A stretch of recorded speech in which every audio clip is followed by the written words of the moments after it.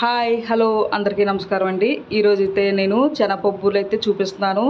చాలా తక్కువ టైంలో అప్పటికప్పుడే మనం బూరెలు తయారు చేసుకోవాలనుకుంటే ఈ విధంగా తయారు చేసుకోవచ్చు. పప్పు అనేది నానబెట్టకుండా, అలాగే పాకం పట్టే పని లేకుండా, సోపు కూడా పప్పు అనేది నానబెట్టి రుబ్బి మనం అంత పని కూడా లేకుండా చాలా సింపుల్గా నిమిషాల ప్రకారంగా అప్పటికప్పుడే మనం బూరెలు కానీ అనుకుంటే అప్పటికప్పుడే ఇలాగ మనం బూరెలు అయితే తయారు చేసుకోవచ్చు అండి. చూడండి ఎంత మెత్తగా బూరెలు అనేది చాలా సూపర్గా అయితే తయారు చేసుకోవచ్చు. మీకు చాలా యూజ్ అవుతుందండి. అప్పటికప్పుడే మనం దేవుడికి ప్రసాదంగా కానీ స్వీట్ తినాలనిపించినప్పుడు కానీ ఎవరైనా బంధువులు వచ్చినప్పుడు కానీ మనం అప్పటికప్పుడు ఈ బూరెలు అయితే మనం తయారు చేసుకోవచ్చు. అన్నీ కూడా మన ఇంట్లో ఉన్న వాటితోటే చాలా సింపుల్గా తయారు చేసుకోవచ్చు. కంపల్సరీగా మీరు వీడియో లాస్ట్ వరకు చూడండి, మీకు బాగా ఉపయోగపడుతుంది. మరి లేట్ చేయకుండా మన వీడియోలోకి అయితే వెళ్ళి చూద్దాము. ముందుగా నేను ఒక గ్లాసు శనగపప్పు అయితే తీసుకుంటున్నానండి. నేను శనగపప్పు నానబెట్టలేదు. వెంటనే మీకు ఎలా రెడీ చేసి చూపిస్తానో చూడండి. ఇప్పుడు దీన్ని నేను ఒక బౌల్లో వేసుకొని ఒకసారి బాగా కడిగేసుకోవాలి. కడిగేసుకున్న తర్వాత కుక్కర్లో అయితే వేసేసుకుందాము. ఇలా పప్పుని కుక్కర్లో వేసుకోవాలి. వేసుకొని 2 గ్లాసులు వాటర్ అనేది వేసుకొని మూత పెట్టుకొని స్టవ్ మీద అయితే ఉంచుకొని హై ఫ్లేమ్ మీదే నేను విజిల్ అయితే వేయించుకోవాలి. అంటే మనకు బేగా తయారైపోద్ది అనమాట. ఇలా మనం కుక్కర్లో ఉడకబెట్టడం వల్ల బేగా పప్పు అనేది ఉడికిపోద్ది. 5 విజిల్ అయితే రానివ్వండి. ఈలోగా మనం సూప్ కూడా తయారు చేసుకోవచ్చు. నేను మైదా తీసుకుంటున్నాను. ఒక పావు కేజీ ఉంటుందండి మైదా. ఒక గిన్నెలో అయితే వేసుకుంటున్నాను. మనం ఇప్పుడు మైదా సూప్ అయితే పెట్టేసుకోవచ్చు. చాలా సింపుల్గా అయిపోద్ది. బూరి కూడా చాలా మెత్తగా ఉంటుంది. ఇప్పుడు నేను కొంచెం సాల్ట్ కూడా వేసుకుంటున్నాను. అలాగే కొంచెం పంచదార అండి. ఒక కప్పులో సగానికి పంచదార. పైన లేయర్ అనేది పైన తొక్క అనేది మనకి చప్పగా కాకుండా స్వీట్గా ఉంటుంది కాబట్టి కొంచెం పంచదార కంపల్సరీగా వేసుకోవాలి. కొంచెం నీళ్ళు పోసుకొని ఎక్కడ ఉండలు లేకుండా బాగా సోపుకి మనకి కొంచెం మరీ పలచగా కావద్దు, కొంచెం మరీ దలసరిగా కాకుండా కలుపుకోవాలి.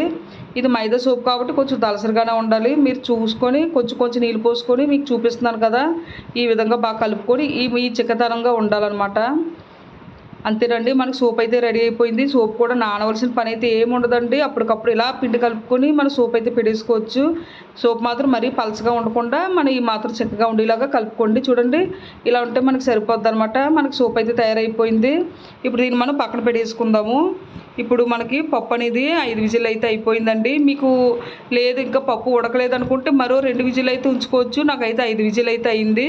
ఇప్పుడు అయితే నేను స్టవ్ ఆఫ్ చేసి నేను అయితే చూపిస్తున్నాను మీకు. చూడండి, పప్పు అనేది మనకి ఎక్కడ కూడా పలుకు లేకుండా మెత్తగా ఉడికిపోవాలి. అలానే మరీ పేస్ట్లో అయిపోకూడదు. మెత్తగా అనేది పలుకు అనేది లేకుండా ఉడికిపోవాలన్నమాట. చూడండి, ఇలా పలుకు అనేది లేకుండా ఉడికిపోవాలి. మీకు పలుకుగానే ఉన్నదంటే 1-2 విజిల్ ఎక్స్ట్రా అయితే మీరు మళ్ళీ ఉంచుకోవచ్చు అనమాట. స్టవ్ మీద పెట్టుకోవచ్చు. ఇప్పుడు మనం దీన్ని వడపోసేసుకోవాలి. నీరు అనేది ఎక్కడ ఉండకూడదు. ఇలా చిల్లుల దాంట్లోని ఎక్కడ కూడా నీరు అనేది లేకుండా వడపోసుకోవాలి. నీరు అనేది మొత్తం కింద దిగిపోవాలండి. చూడండి, నీరు అనేది ఎక్కడ లేదు కదా. ఇప్పుడు దీన్ని నేను ఒక ప్లేట్లోకి అయితే వేసుకుంటున్నాను. పప్పు అనేది చల్లారబెట్టేసుకోవాలి. ఈలోగా నూనె కూడా ఆయిల్ కూడా స్టవ్ మీద అయితే పెట్టేసుకోవచ్చు అండి. మనం బేబీగానే తయారు చేసేసుకోవచ్చు.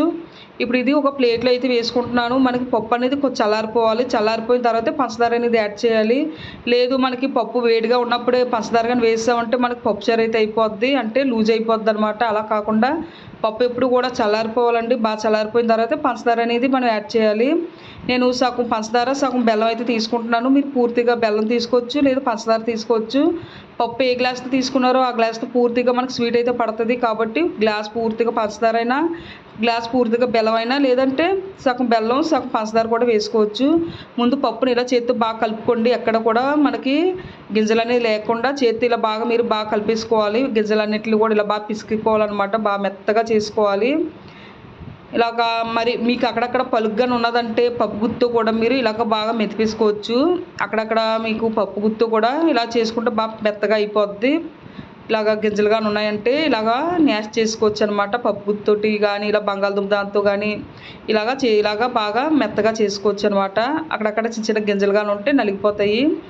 ఇప్పుడు ఇలా చేసుకున్న తర్వాత ఇప్పుడు నేను ఈ పంచదార కూడా వేసేసుకుంటున్నాను. ఇలా సగం పంచదార వేసుకొని మీకు చూపిస్తున్నాను చూడండి. మీకు స్వీట్ తక్కువగా తినాలనుకుంటే మీరు సగం పంచదారతో ఇలా మీరు సరిపెట్టేసుకోవచ్చు. కానీ పూర్తిగా స్వీట్ అయితే కరెక్ట్గా కావాలంటే మీకు సగం పప్పు సగం పంచదార, మీరు సగం పప్పు ఎంత వేసుకున్నారో అంత మీకు పంచదార కానీ బెల్లం కానీ పడుతుంది. నేను సగం పంచదార వేసి చూపిస్తున్నాను చూడండి. ఇప్పుడు మనకు గట్టిగానే ఉంది. పూర్ణం అనేది మనకి గట్టిగానే ఉంది. ఇలా బాగా కలిపేసుకొని పంచదార ఇది బాగా కలుపుకొని చూడండి, పర్ఫెక్ట్గా కూడా ఇప్పుడు అవుతుంది. పంచదార తక్కువ వేసుకున్నాం, పప్పు కూడా చల్లారిన తర్వాత వేసుకున్నాం కాబట్టి ఉండ మనకి పర్ఫెక్ట్గా అవుతుంది. ఇలా ఉండ అయితే మీరు ఈ టైంలో ఉండ మీరు తయారు చేసుకోవచ్చు. తక్కువ పంచదార వేసుకుంటే మీకు నేను చూపిస్తున్నాను, 2 విధాలుగా చూపిస్తాను మీకు. చూడండి ఉండ కూడా మనకి ఇప్పుడు పర్ఫెక్ట్గానే అవుతుంది. తక్కువ పంచదార వేసుకున్నాము, సగం వరకు వేసుకున్నాం పంచదార. ఇలా పూర్ణం అయితే మీకు ఇప్పుడు పర్ఫెక్ట్గా అవుతుంది. లేదు మనకి పంచదార మరో కొంత ఎక్కువ ఎక్స్ట్రా వేసుకుంటే కొంచెం లూజ్ అవుతుంది, అది కూడా మీకు నేను ఇప్పుడు చూపిస్తాను. ఇప్పుడు ఇదే పూర్ణంలోనే నేను ఉప్పు అయితే నేను సాల్ట్ అయితే ఇందాక వేయడం మర్చిపోయాను. ఇప్పుడు సాల్ట్ కూడా వేసుకుంటున్నాను. సాల్ట్ కంపల్సరీ వేసుకోవాలి, లేదంటే పూర్ణం మనకు చప్పగా ఉంటుంది అనమాట. సాల్ట్ వేసుకున్న తర్వాత నేను సగం పంచదార వేసుకున్నాను కాబట్టి ఉన్న సగానికి బెల్లం అయితే వేసుకుంటాను. అయితే ఇప్పుడు నేను బెల్లం కూడా యాడ్ చేస్తున్నాను. ఇలా చిన్న చిన్న ముక్కలు ఉంటే చేతితో నలిపేసుకొని బాగా కలిపేసుకోండి. ఇప్పుడు నేను ఈ బెల్లం కలపడం వల్ల మనకు కొంచెం లూజ్ అయితే అయిందనమాట. కాబట్టి ఇప్పుడు నేను ఇందులో కొంచెం గోధుమ రవ్వ అయితే యాడ్ చేస్తున్నాను. మనకి ఉండ అయితే అవ్వాలి కదా, చేతికి పర్ఫెక్ట్గా ఉండ అయితే అవ్వాలి కదా. చూడండి కొంచెం లూజ్ ఉంది. ఈ లూజ్కి నేను కొంచెం లూజ్ అయింది కాబట్టి కొంచెం రవ్వ అయితే గోధుమ రవ్వ అయితే యాడ్ చేస్తున్నాను.